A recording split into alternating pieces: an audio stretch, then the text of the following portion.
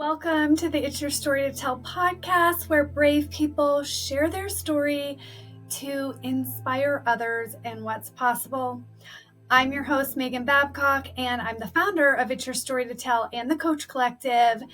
And I'm really excited about today's guest because not only is she a guest, but she is a new coach with the It's Your Story to Tell Collective. Oh, I am so happy to have you here with me today. And we're going to be talking about some pretty difficult things, about sexual abuse, trauma. And I just want to acknowledge for those who might be listening, one, this is probably not something you want to watch or listen to with your kids in the car. And also just being mindful that the content could be hard even for yourself. And so being in a place where if you need to hit pause, take a break, come back to it, that you really are aware of your own emotions as we're going through this.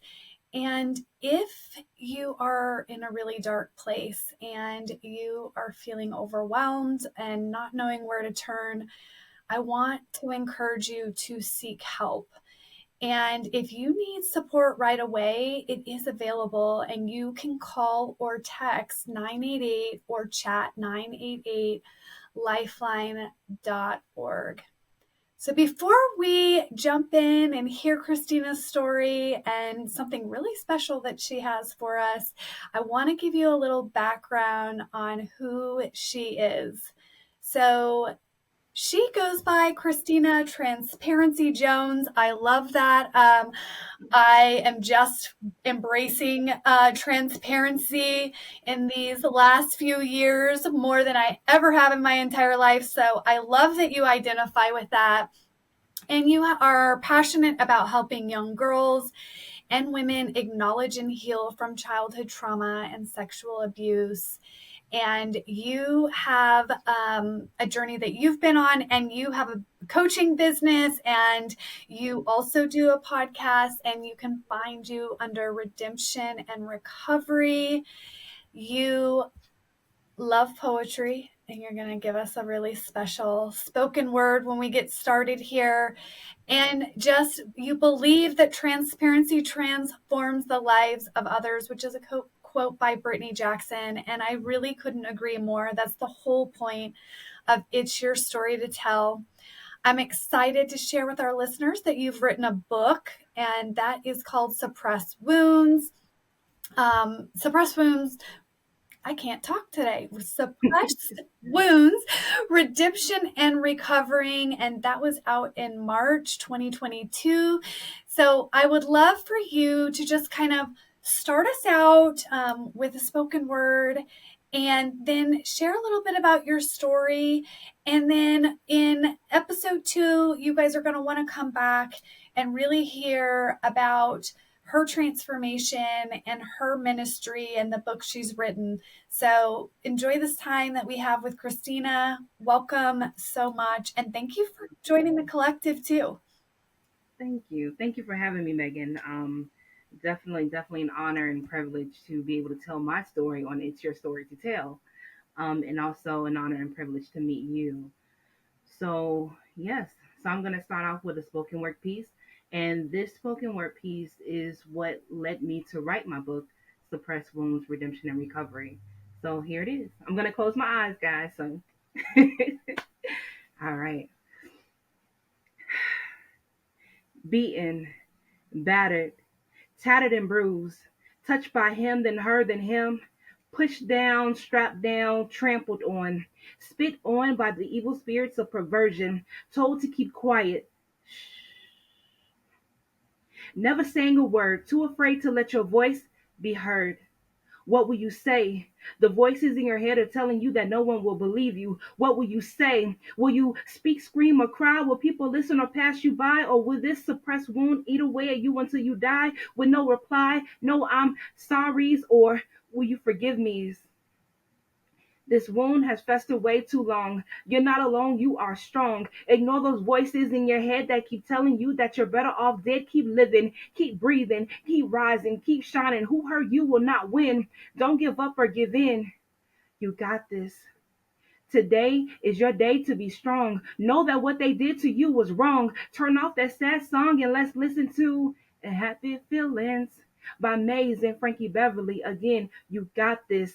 Dry your tears. Brush off the pain, the shame, the guilt, and heavy burdens of soaring secrecy between you and the enemy of your soul. With each step, you're becoming stronger. Those deep wounds are beginning to heal. The scab of healing is taking place not to erase your memory, but to remind you of what you overcame and is overcoming. Tell that little boy or little girl inside of you that it's safe to come out to play because it's a new day, a new, a fresh anointing from the Heavenly Father's hands to your heart.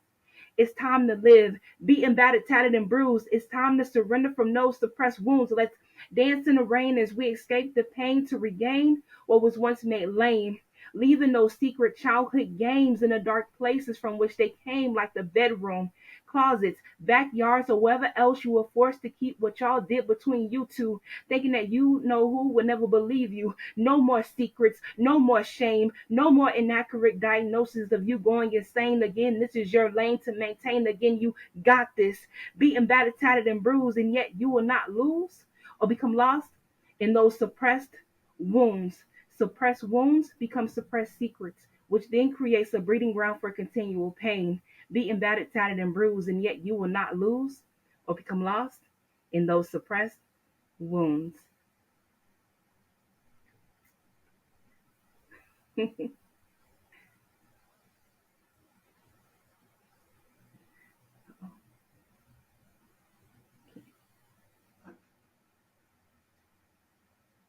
can't hear you. All right, we'll start again. I was oh, just listening to you. Wow, I got chills knowing that comes from your experience. Yes. And just for anyone who is listening and can identify or has been living in that place. Mm-hmm. And now you can share a little more about your story.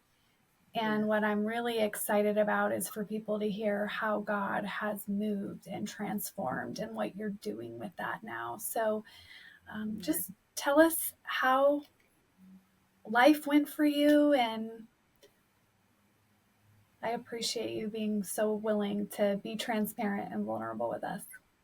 Yes. Yes. So for me, as I stated in that piece, let me talk about the piece really quickly that I Mm-hmm. did. Suppressed wounds. I wrote that back in 2019, and as I'm writing, I'm like crying and writing, crying, writing, crying, because it's like that little girl inside of me, like she wanted to cry. So in that spoken word piece, I say, that little kid or little boy or little girl inside of you, let them know that it's safe to come out to play, right?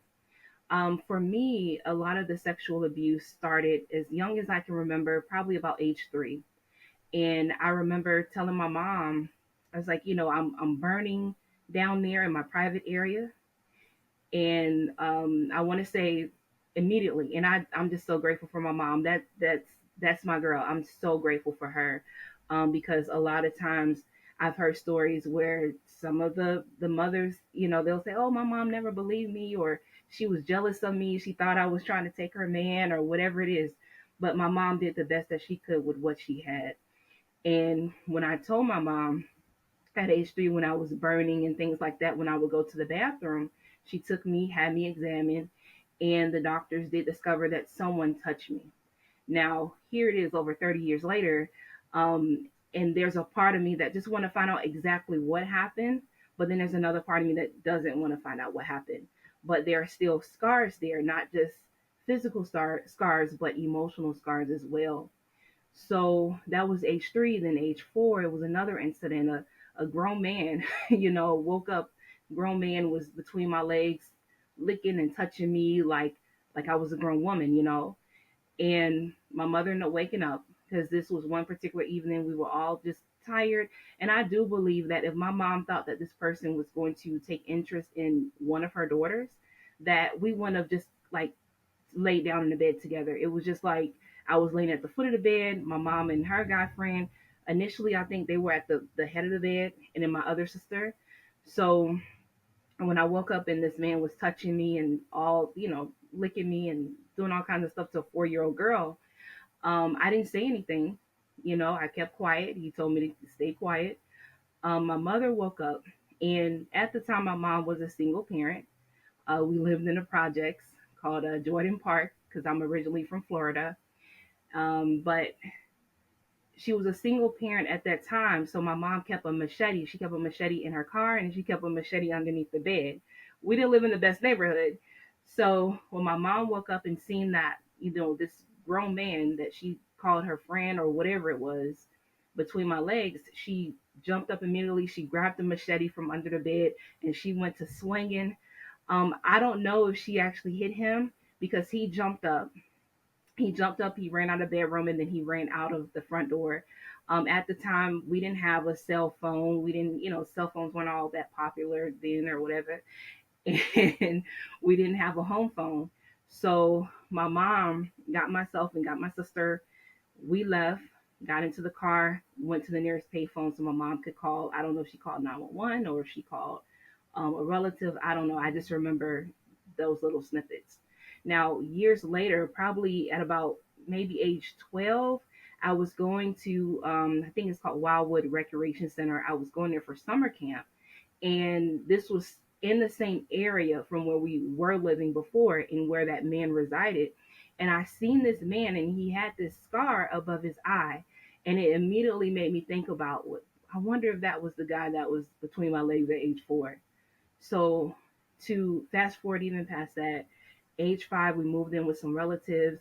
I had older cousins who was into um, watching a lot of adult films and pornography and different things as such. And one of my older cousins, she was probably about 12 or 13 at the time, and I was again 5. The things that she seen go on in the pornography, she would do those things on me and then have me do those things on her. So it wasn't just, it was a mixture of um, incest, that's just call it what it is, but also homosexuality because here it is, we're both females. Um, Also at age 5, I started getting high uh, off of aerosol air freshener, the little cans like the Renews It or something like that.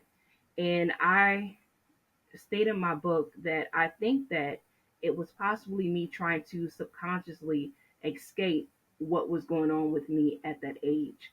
And people say, well, why didn't you say anything? Why didn't you say? Because there were parts of me that enjoyed it. There were parts of me that I didn't want to get anyone in trouble.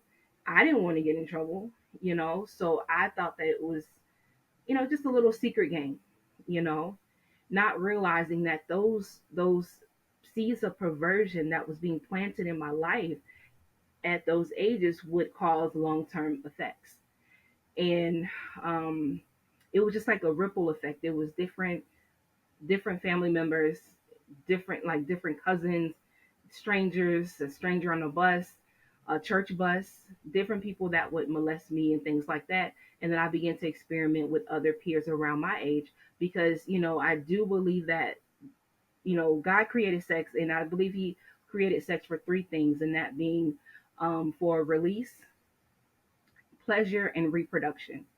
But when you're a child and you're touched before a certain age, like now your body is going through different hormones, you're feeling certain things, and then your body begins to produce in certain areas of which it, shouldn't be at a certain time. But again, I believe those are things that happen to your body when you're touched before a certain age. And I'm going to stop for a second. So I don't know if you had any questions. Yeah, wow. So much there, and thank you for being willing to share that. And there there was one thing that you said that I really wanted to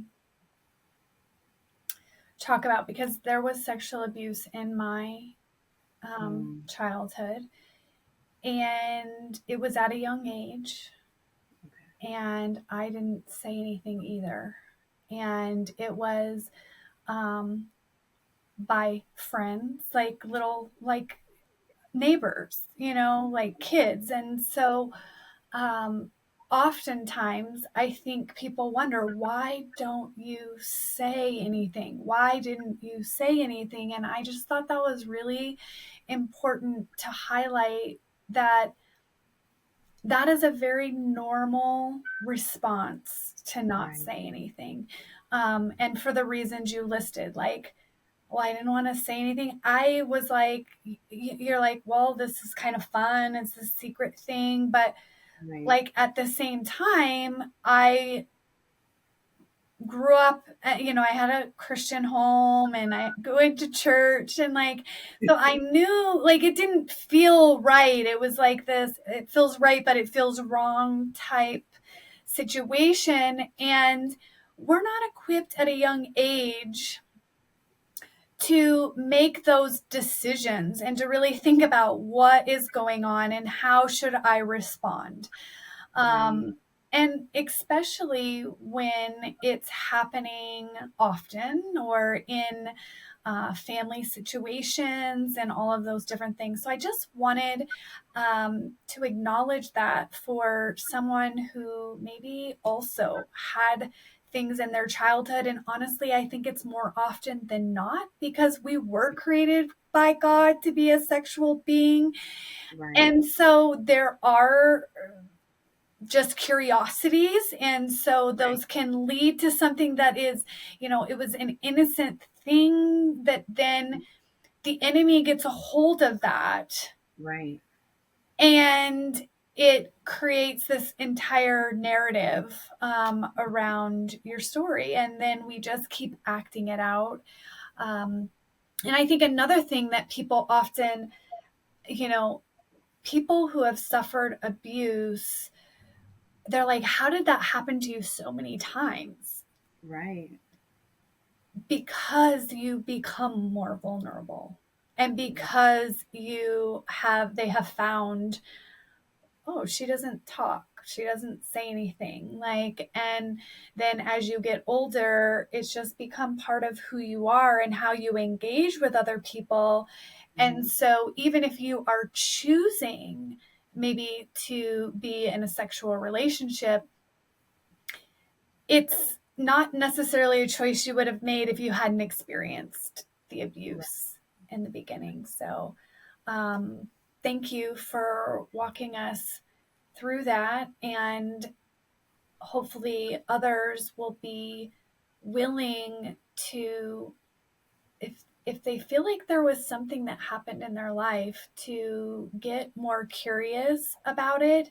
And I know that probably sounds really like counterintuitive because most of the time we want to just suppress those things, right? Your book, Suppressed Wounds, right? That's like what we do, is we just want to push it down because that's really uncomfortable. And what do you do with it when it comes back up? And Right. I lived a long time in my life of suppressing it, and eventually it comes up and you have to deal with it. My word of advice would be, don't wait until it explodes and there's no putting it back in the box. Right. um like it would be better to just like gently kind of work through it than waiting to where, like at my situation, there was something pretty traumatic and I was forced to face the reality of that abuse early on created an entire narrative for me that then I started living out. And for me, it was abusive, toxic relationships. And that ultimately ended up impacting my own children, And so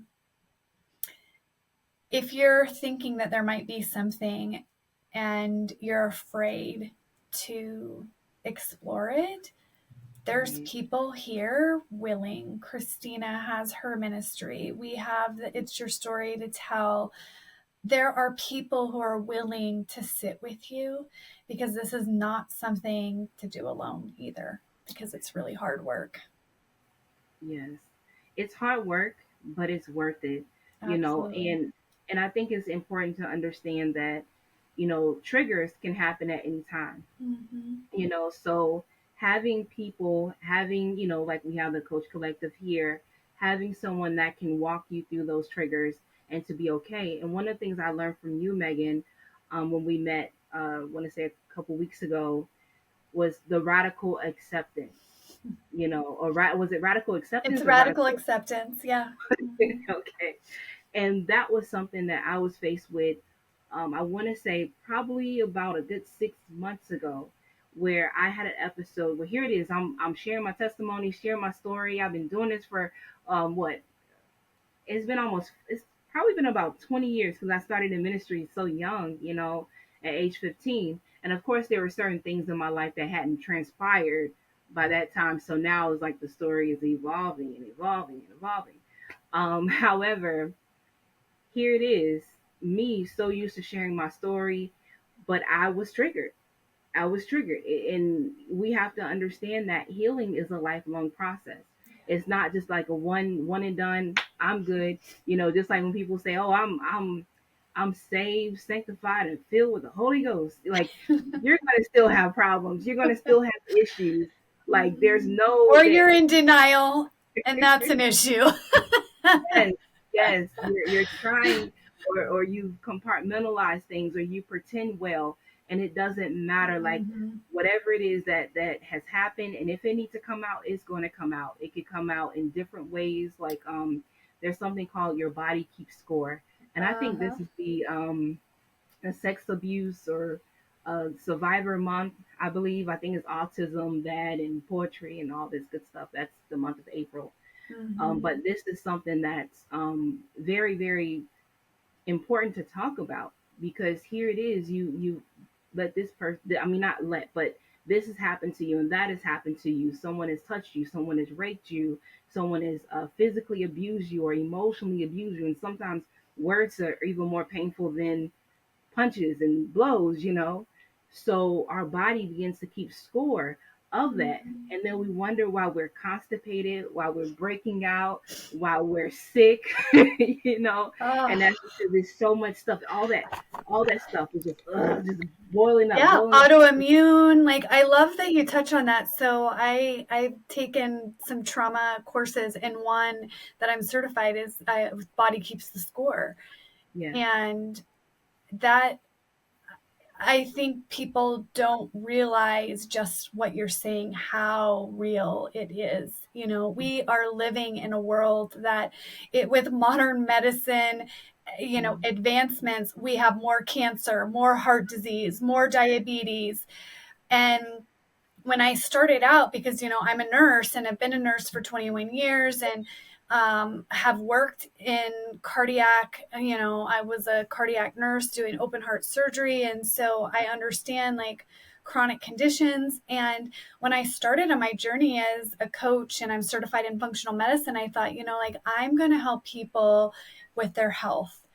And as I started connecting and coaching with people, what was so clear and why it's your story to tell came to be was because as I started working with people, it was being revealed that it was their childhood traumas that were causing them to have even like the way they would eat.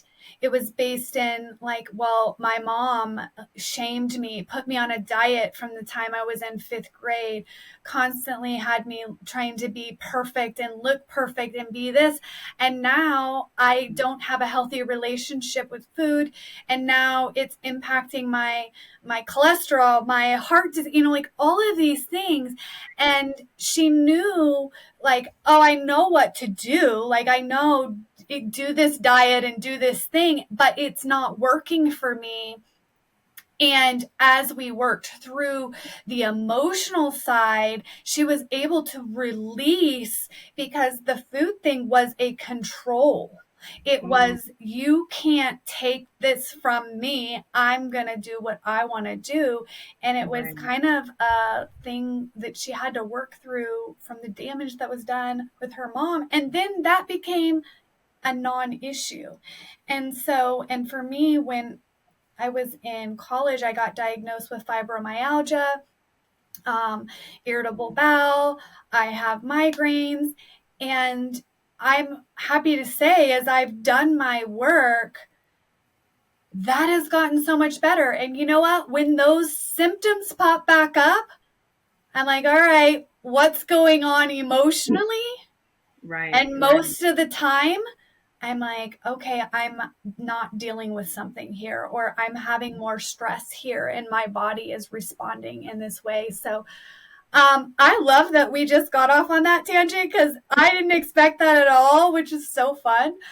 Yeah, But it is so true that every piece of us is so interconnected, mind, body, and spirit. And there is, it's so important whenever you're experiencing something in one of those realms to become really curious about what's going on in your life and noticing those triggers, right. because the triggers, while I understand they are so uncomfortable, they are the way the Lord created us to let us know something is not right here. It is a warning system. Yes, And the only way to get to those suppressed wounds is to follow that trigger all the way to where it actually happened in the yes. past for the first time and Hmm. work to heal there. Yes, Because then all of this stuff, that's the root cause, right? And versus, if you're just treating one symptom, symptom management only lasts for a very short period of time, and then you give up or you're overwhelmed and you just go back to what you knew to do and you become very subconscious. And so going back and getting to the root, which is what I think you're going to walk us through in this next episode, yes, yes, is how to kind of trace that back so that you can find healing and yes, closure in those places so that you can move forward. And then once you've done that for yourself, it's time to go back into those dark places, yes. equipping people with the tools Hmm. so that they can join you on the other side and also be free. Absolutely, absolutely. And I think that's what Broken Girl, Whole Woman is all about. But we'll talk more about that, um, because that's you got to do the work. There's no way around it. But if you want to continue to be sick, if you want to continue to, wear these different masks as if everything is okay, that's not okay. That's not okay. But Broken Girl Whole Woman is a 6 week virtual course. Um, just like working with women to work through those traumatic experiences. Now, again, does it happen overnight? No. Healing is a lifelong journey. And just quickly before we take a break, um, a lot of that stuff that had happened to me at a very young age, it led me into hypersexuality. And that's why I Mhm. talk about that as well. Like sex addiction is real, just like there's an alcohol addiction, drug addiction. I learned from you the codependency addiction. Just like Yeah, this stuff it's is all real. about how you learn to engage with the world, right? Yeah, To get your needs met, to be safe. Like it,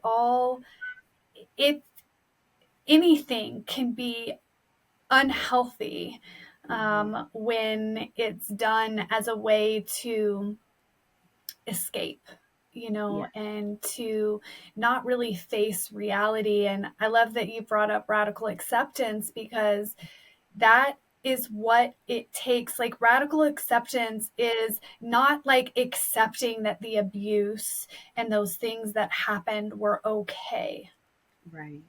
but admitting that it happened. Yes. And now what? and how are we going to move forward? And that's what we're going to talk about in this next episode. So where can our listeners find you? I will link it in the show notes, but if you're listening, you definitely want to connect with Kristina. Where can they find you? So I think the easiest way is Linktree, and Okay. I cannot. Okay, here's my phone. The easiest way is Linktree because then that's where all my links are. But if you even Google redemption and recovery, when suppressed wounds begin to heal, you'll be able to find things like my YouTube channel, also the book. My husband and I, we released the book, but that'll be in part two when I talk about my husband. And our book is titled Together. It's Did You Know That God Made You Special? Oh. So it's talking to those little kids, and not just children. Not I don't like saying kids because that's the baby goats, but talking with children and just saying, did you know that God made you special? And it can even be used for adults as well, because sometimes it's like that inner childhood healing Mm-hmm. that needs to take place as well. So, and we need to learn how to nurture that inner child within us. So that's on Amazon. But again, it's Linktree. It's the linktr.ee/Jones, Jones underscore the letter K as in Christina. And that's how you can find our information there. So yeah. Amazing. And that link will be there so you can click if you didn't get a chance to just write all that down. But if this episode has ministered to you, Kristina and I would love to hear about it in the comments so that we can just like celebrate what God is doing in your journey. And if you know someone who is struggling, this might be a great episode that you can share. So we would just ask that you would think about how can you use people who are willing to share their story to help others, because you can be part of making a difference even if it's not sharing your story. It's your story to tell has lots of stories so that there is something that could minister to someone's heart wherever they're at. Thank you for being here with us. Join me back with Kristina in the next episode. Have a great afternoon. Bye, guys.